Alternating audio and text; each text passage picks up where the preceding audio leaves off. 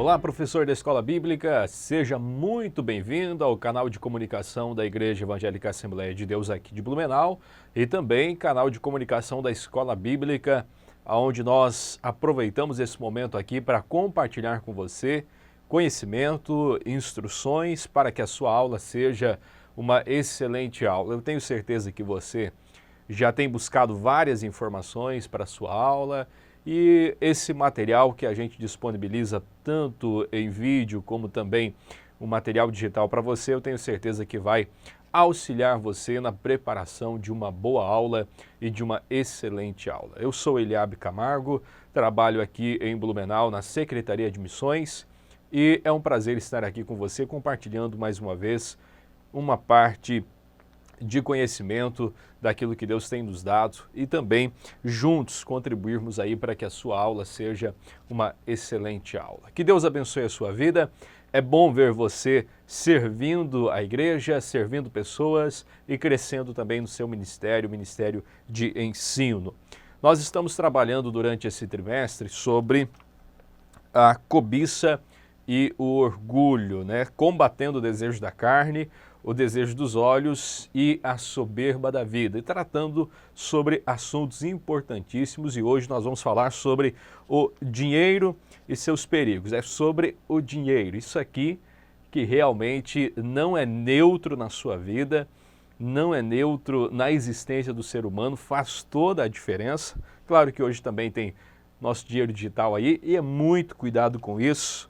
E nós vamos estar trabalhando um pouquinho sobre esta questão do dinheiro e que você aproveite essa aula para conversar com os seus alunos que estão no começo da vida, né? Jovens, e precisam aprender a trabalhar com isso, olhar para isso de uma maneira diferente, para que não venham comprometer o seu futuro e, por que não dizer também, a sua vida com Deus e, por que não dizer, a salvação. Nós vamos estar trabalhando um pouquinho então sobre esse tema. E eu aconselho você, professor, como uma dica, que além da sala de aula, você aproveite essa semana para estar conversando com os seus alunos sobre a importância do dinheiro, a relevância que isso tem para a vida, o quanto o dinheiro é importante e o quanto ele é perigoso também. E nós temos no Brasil um grande problema ao falar de dinheiro. As famílias estão endividadas, há uma má administração muito grande e nós precisamos trabalhar isso. Então, além do material que você vai produzir para a sua sala de aula, por que não marcar um encontro extra para conversar com os seus alunos sobre finanças, sobre dinheiro, falar a importância disso, de eles se programarem na vida e de eles olharem numa perspectiva diferente para o dinheiro. Para você ver o quanto o dinheiro não é neutro, se você estiver andando na rua e você ver qualquer papel no chão, você não vai parar para juntá-lo, a não ser que você seja muito educado, treinado, né, e realmente com uma consciência de meio ambiente, que você vai dedicar um tempo para parar, juntar aquele papel, jogar no lixo, fazer um esforço para isso. Se estiver com muita pressa, com certeza você não faz. Agora, se você estiver passando por um lugar e você encontrar uma nota dessas aqui jogada no chão, pode ter certeza que você vai fazer o possível para parar, juntar, porque o dinheiro não é neutro, ele realmente faz a diferença. E a gente precisa olhar para isso numa perspectiva bíblica também. Eu busquei algumas frases na internet para você ver que nem sempre a relação com o dinheiro é a melhor, né? E você ver algumas frases que eu busquei aqui que falam do poder do dinheiro. Não é visão bíblica, são frases de autores da internet, você acha elas aí, mas só falando do poder do dinheiro. Olha o que algumas pessoas disseram. O dinheiro não só fala, como faz muita gente calar a boca, para você ver o poder do dinheiro, de comprar pessoas. O dinheiro é uma coisa mais importante, é a coisa mais importante do mundo. Representa saúde, força, honra, generosidade e beleza. Do mesmo modo que a falta dele representa doença, fraqueza, desgraça, maldade e fealdade. A gente não acredita nisso. Só estou trazendo essas frases para você aqui, para você ver que algumas pessoas pensam sobre o dinheiro e o poder que ele tem. Outra frase diz: o dinheiro não é só facilmente dobrável, como dobra facilmente qualquer um. ok? Essas frases dão um sentido para nós do que a sociedade, do que algumas pessoas pensam a partir do dinheiro. Nós estamos aqui realmente para falar um pouco diferente sobre essa perspectiva, ok? Trouxe também no material que eu vou disponibilizar para você lá no site, os maiores problemas dos brasileiros com o dinheiro. Não se planejar, confiar demais nas compras a prazo, gastar antes da estabilidade ou de estabilizar a renda, por exemplo, foi promovido a uma previsão de ganho de um valor de 40% a mais, 20% a mais, 15% a mais. O brasileiro tem um problema, ele começa a gastar antes de estabilizar realmente essa renda. E às vezes nesse percurso há algum problema, é onde entra no endividamento. Também acumular juros altos, né, com parcelas de faturas e assim por diante. Não encarar as dívidas de frente, ficar fugindo, né? Realmente isso gera um grande problema na vida dos brasileiros. Os brasileiros têm problema com isso e a gente precisa cuidar. E não definir metas de economia, não colocar no papel, não fazer a sua planilha, programar em tantos meses nós vamos economizar tanto. Esse é o grande problema do brasileiro. A gente vai levando a vida assim como dá e como acontece diariamente, aí a gente tem problemas lá no futuro. Tá bom? Eu listei esses problemas aqui porque são informações que você pode usar para aquele encontro extra com os seus alunos, porque o foco da lição não é administração, não é cuidar bem do seu dinheiro. O foco da lição é realmente nós olharmos para o dinheiro e os seus perigos, no aspecto de acharmos que o dinheiro pode comprar a salvação, ele pode, através dos nossos méritos, das nossas obras, fazer com que a gente consiga ter acesso a Deus. É isso que nós vamos estar trabalhando na nossa lição. Mas também é uma outra perspectiva que a gente precisa cuidar. Primeiro, de não colocar o dinheiro como senhor da nossa vida e rendermos a ele as riquezas do nosso coração, que é o aspecto que nós vamos trabalhar, mas há também o outro lado, de tratarmos o dinheiro com desrespeito, sem olharmos para ele de maneira respeitável e entender que ele é uma ferramenta. Se nós não tivermos um equilíbrio, se irmos para o extremo de colocar o dinheiro como senhor da nossa vida, teremos sérios problemas, porque ele não deve ocupar essa posição. Se irmos para o outro extremo, de tratar o dinheiro com desrespeito, com desconsideração, sem realmente olhar para ele como algo que a gente tem que ter em mãos e ser uma ferramenta para o nosso trabalho, também nós teremos problemas. Então nós precisamos colocar o dinheiro no equilíbrio. E qual o equilíbrio? Tratá-lo com respeito, entender que é uma ferramenta dada por Deus a nós, para que o reino de Deus, para que o nome do Senhor seja glorificado em nossa vida, tá bom? Então, na lição nós trabalharemos o aspecto de cuidar o dinheiro como Senhor da nossa vida. E você pode marcar um encontro extra com os seus alunos e trabalhar essa perspectiva diferente do dinheiro. Alguns conselhos que a Bíblia deixa em relação ao dinheiro antes de entrarmos na lição. Viva o seu próprio trabalho, viva do seu próprio trabalho e não às custas dos outros, né? Conselho de Paulo à igreja de Tessalônica. Planeje bem os seus gastos e investimentos, aquilo que Jesus vai compartilhar com os discípulos, dizendo que antes de alguém começar uma construção, senta, planeja, coloca tudo no papel para depois dar prosseguimento no projeto.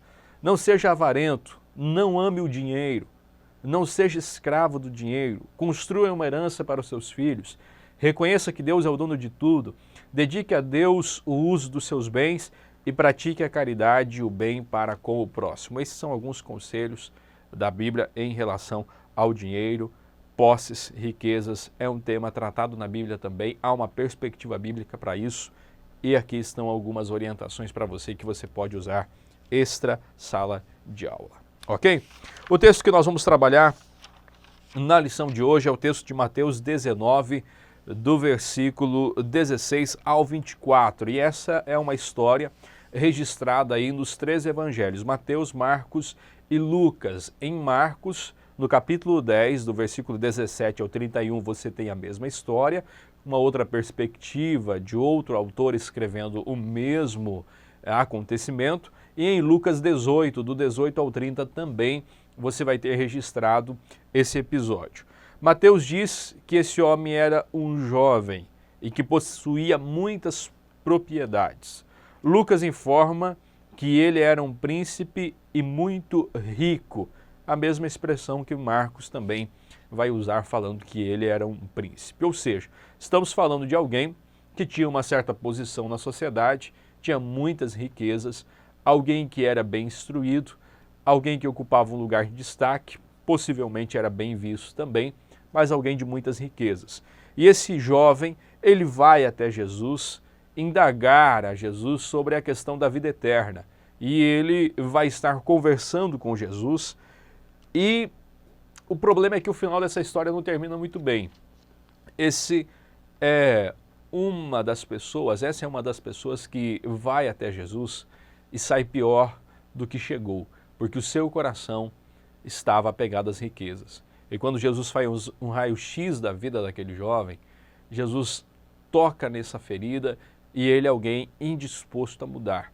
Ele é alguém que realmente não quer mudança de vida e por isso ele sai pior do que chegou. Então quando ele chega para Jesus, ele pergunta: bom mestre, que bem farei para conseguir a vida eterna? Essa era uma questão muito relevante que mostrava a necessidade que ele tinha de um relacionamento mais profundo com Deus. Quando ele começa a conversar com Jesus nessa perspectiva, Jesus vai questionar ele: por que tu me chamas bom? E Jesus vai realmente já começar a confrontar aquele homem, aquele jovem, lembrando que o único bom era Deus e que ele deveria não vir por esse caminho para ter uma conversa com Jesus. E a partir desse momento, Jesus tira o foco de si e leva o foco da conversa para as Escrituras. E Jesus vai, de certa forma, já levar aquele jovem a pensar na palavra e leva esse jovem a pensar nos mandamentos. Mas Jesus trabalha a perspectiva do mandamento de relação entre ser humano e não na relação com Deus. Os mandamentos de relação para com Deus, Jesus não conversa com ele. Jesus trata realmente dos mandamentos de relacionamento. Por quê? Já tratando a questão da ferida que havia, ou talvez daquilo que seria o mal daquele jovem, de o que ele possuía servia simplesmente para si e não para ser compartilhado com outras pessoas. Tanto que a ênfase da conversa realmente vai ser de que quando Jesus ordena que ele venda tudo que tem e compartilhe com os pobres, com os demais ou com o próximo, se torna um problema, se torna um conflito e a conversa não pode seguir mais em frente. Ok? Vamos lá então, para a gente entender um pouquinho mais essa conversa entre Jesus e entre este jovem. Jesus lhe disse, depois de estar conversando com ele afirmou que cumpria todos os mandamentos, conhecia a lei, enfim. Você vai ler o texto bíblico depois, a orientação da lição, você vai poder compartilhar com os seus jovens melhor sobre isso. Então Jesus, depois de ouvir ele falar que era um bom religioso, Jesus diz, então, vai vendo tudo que tem, se você realmente quer ser perfeito, se realmente você quer conseguir a vida eterna, se você quer ir além do que você tem feito, vai vendo tudo que tens, dá aos pobres, vem, segue-me e terás um tesouro no céu.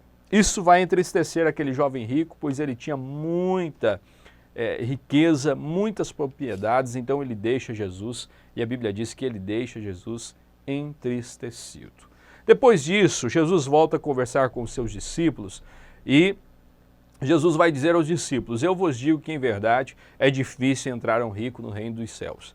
E essa dificuldade realmente ela reside no fato de que aquele jovem estava apegado à sua riqueza e tinha feito da sua riqueza o seu Deus.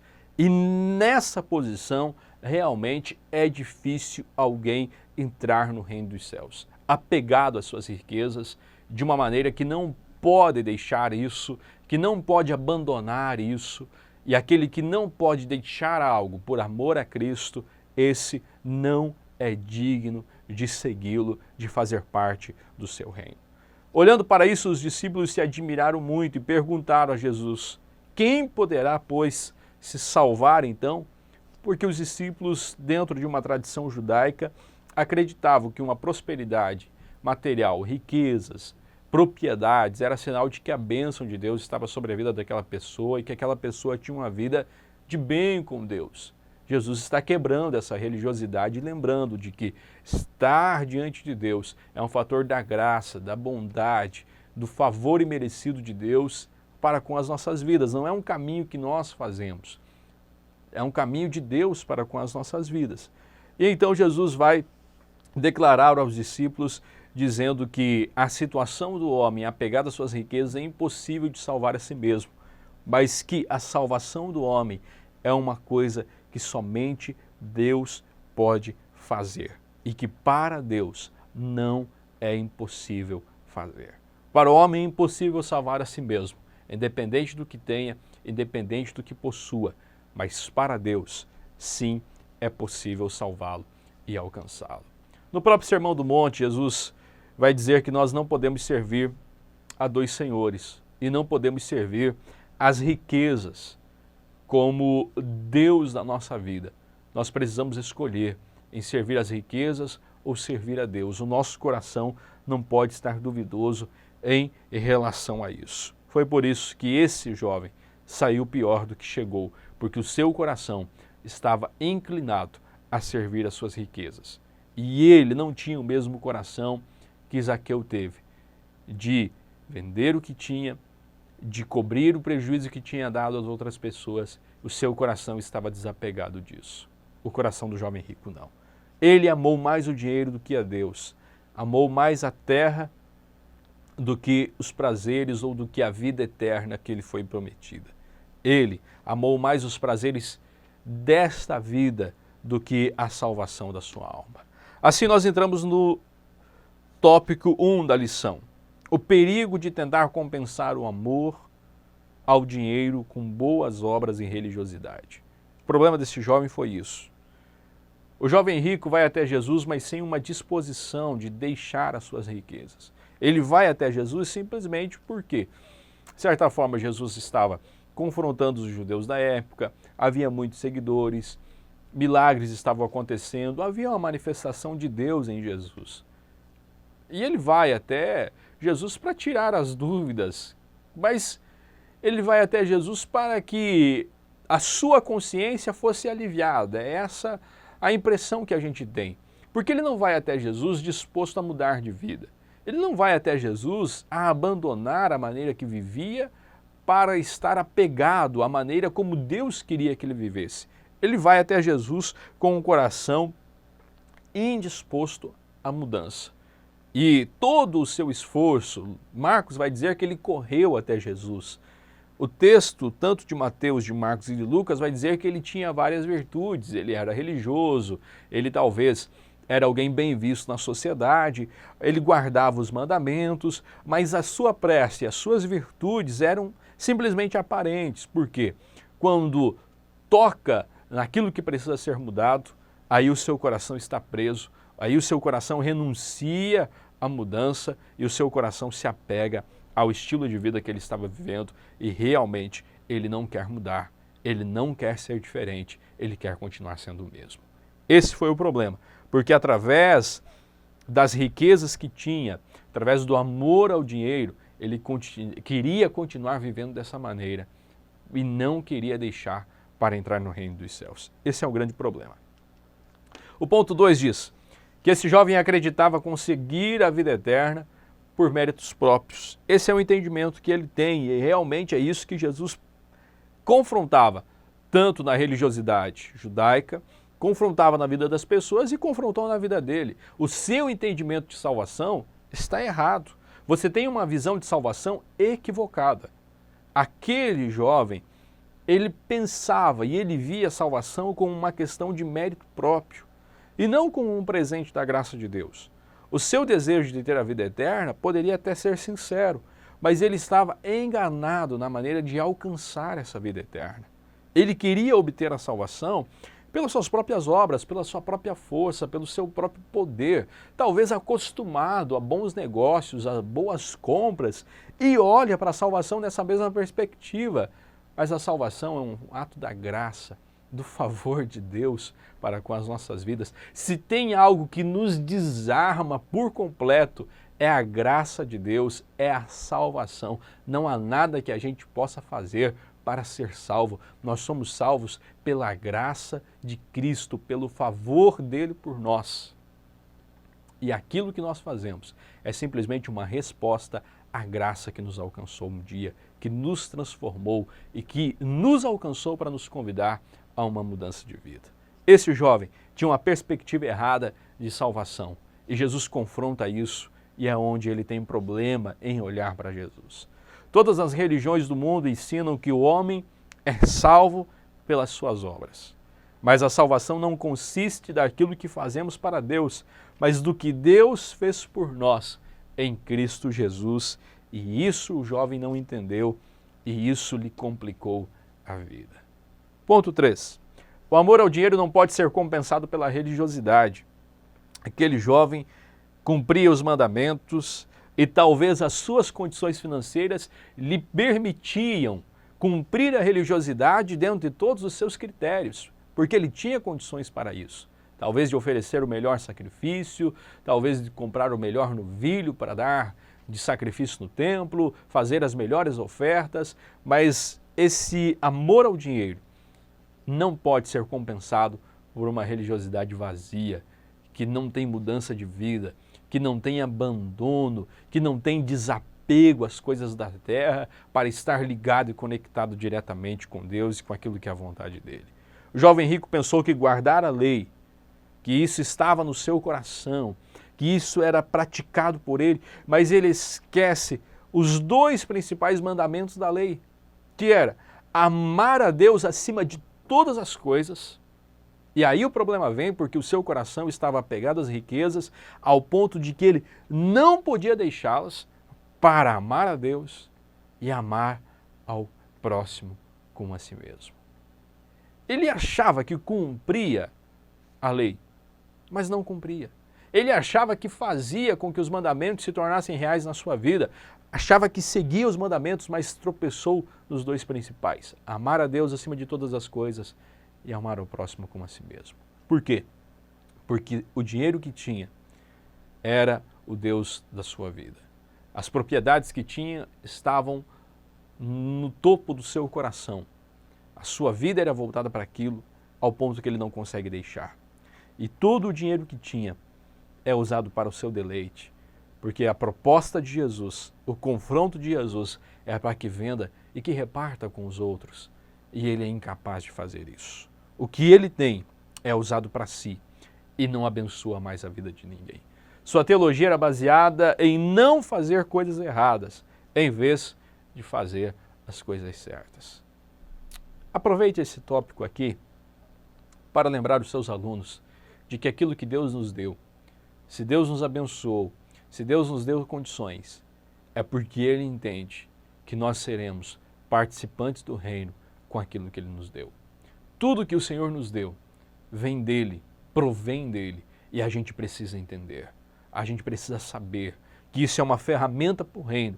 E se Deus nos deu essa ferramenta de ter condições de promover, de comprar, de investir, que a gente faça e faça da melhor maneira possível, porque eu tenho certeza que Deus é o dono do recurso e Ele compartilha com pessoas para que o seu reino seja promovido na terra. Lembre-se, seus jovens, de que uma espiritualidade, ou melhor dizendo, uma religiosidade, ritos, sem o coração, sem estar realmente aplicado naquilo, não faz a diferença, não muda a vida de ninguém.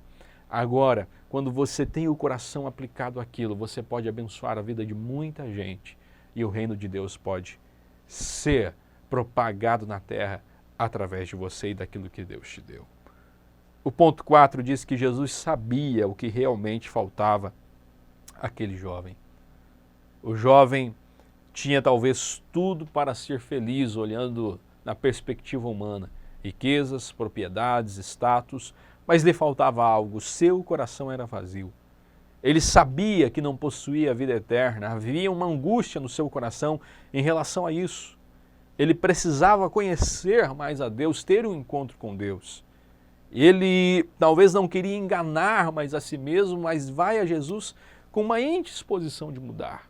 Quando Jesus toca no que realmente precisa ser mudado, ele enfrenta barreiras, ele tem dificuldades e ele resolve retroceder. Jesus, contudo, age com esse jovem da mesma maneira que agiu com as outras pessoas. Você vai ver que em Marcos 10 e 21, a Bíblia diz que Jesus, olhando para ele, amou ele. Realmente o recebeu da melhor maneira possível, assim como recebeu outros. Olhou para o conflito, olhou para a crise, olhou para a necessidade, olhou para realmente aquilo que aquele jovem estava vivendo, para talvez um momento de crise existencial, a crise da religiosidade, a crise daquele vazio em que cumpria todos os ritos e não tinha realmente aquela experiência com Deus. Jesus olha para isso, lhe ama, ele confronta, dizendo: o caminho para a mudança é por aqui. Vem comigo, me segue, porque você terá um tesouro no céu. Mas ele abre mão do tesouro no céu para estar apego às riquezas daqui. E isso lhe é um problema. Assim nós vamos para o tópico 2, o perigo de perder a vida eterna devido ao apego demasiado aos bens materiais. No ponto 1, diz: o apego excessivo aos bens materiais impediu aquele jovem de seguir Jesus, sim, porque quando Jesus o desafia, vai e vende tudo o que tens e dá aos pobres e segue-me, a Bíblia diz que ele saiu triste devido ao seu apego ao que tinha, agarrou-se ao seu dinheiro e com ele com certeza pereceu. Saiu triste pior do que chegou, porque rejeitou a verdadeira riqueza oferecida por Jesus a ele, por aquela que perece, por aquela que a traça corrói, por aquela que se perde nos negócios da vida, por aquela que o ladrão alcança. Ele optou por essa do que pela riqueza verdadeira que Jesus lhe ofereceu. Nós precisamos cuidar disso e o nosso coração não deve se apegar. É necessário o dinheiro, nós precisamos disso para uma vida estável, para uma vida confortável, para o cuidado, para o estudo, para o crescimento, mas não é tudo na vida. Nós precisamos ter um cuidado com isso, porque o apego excessivo a esses bens materiais, ao dinheiro, pode fazer com que a gente perca a verdadeira riqueza da vida. Cuidado com isso, cuidado com o seu tempo, cuidado com a sua família, cuidado com você mesmo, com a sua saúde. O dinheiro é uma ferramenta que nós precisamos ter para trabalhar aqui, para cuidar da nossa família e para que o reino seja propagado. Mas cuidado para que você não perca as demais coisas para ficar simplesmente com o dinheiro. Assim nós vamos caminhando para a conclusão da nossa lição.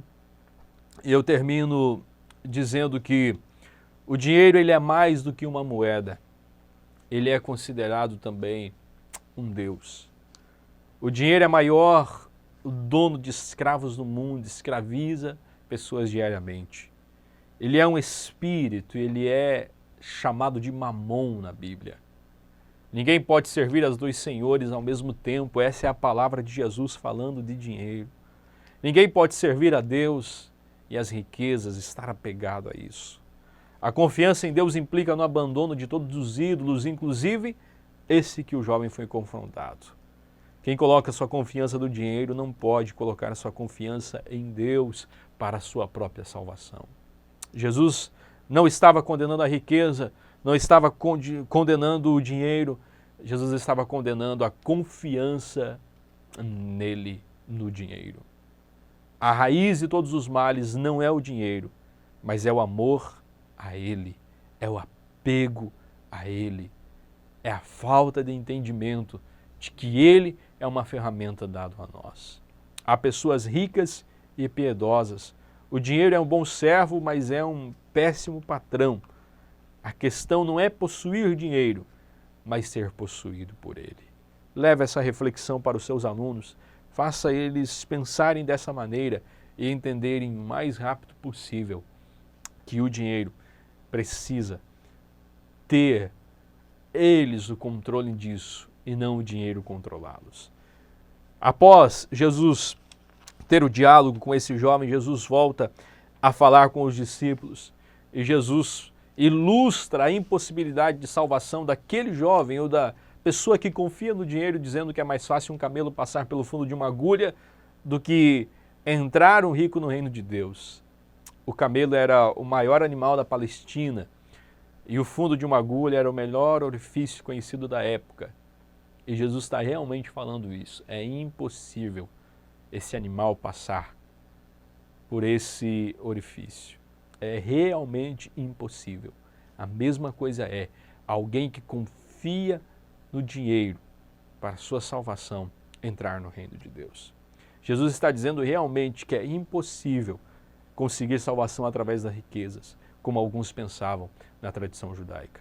Então os discípulos ficam preocupados com isso. É uma posição muito radical a de Jesus. E eles perguntam, quem pode ser salvo?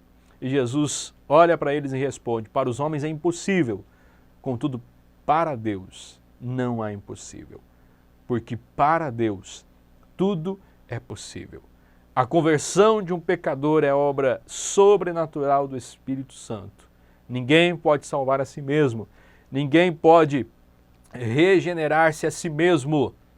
É obra de Deus em nós e não é as riquezas que farão isso, não é o dinheiro que fará isso, mas sim o amor de Deus em Cristo Jesus por nós, que o levou à cruz do Calvário e que lá, pelo seu sangue, nos garantiu a vida eterna, a salvação. Por isso, que nada nessa vida, e principalmente as riquezas, o dinheiro, te roube de viver a verdadeira riqueza que Jesus já adquiriu por você na cruz do Calvário. Que possamos entender o dinheiro como uma ferramenta e assim usá-lo da melhor maneira possível, para que Cristo receba a glória através disto em nossa vida. Amém? Que você possa compartilhar essa lição com os seus alunos, ensiná-los um pouco mais sobre isso e conversar com eles também sobre a questão do dinheiro. Tanto para que o dinheiro não seja senhor da vida deles e que também não seja algo tratado com desleixo, com abandono, com falta de respeito, porque senão terão problema também. Conheço pessoas que, por colocar o dinheiro como senhor da sua vida, não podem fluir no reino de Deus, não podem participar do reino de Deus. Mas conheço também pessoas que, por tratar o dinheiro com desleixo, com abandono, não buscar ter informação sobre isso, também não conseguem fluir no reino de Deus, porque sempre estão amarradas. Que você, professor, que eu, que os nossos alunos, possamos olhar para a palavra de Deus e não estar em nenhum desses grupos, mas entender o propósito e servir ao Senhor e abençoar pessoas com aquilo que Ele nos deu. Que Deus te abençoe, excelente aula para você e até o nosso próximo encontro, em nome de Jesus.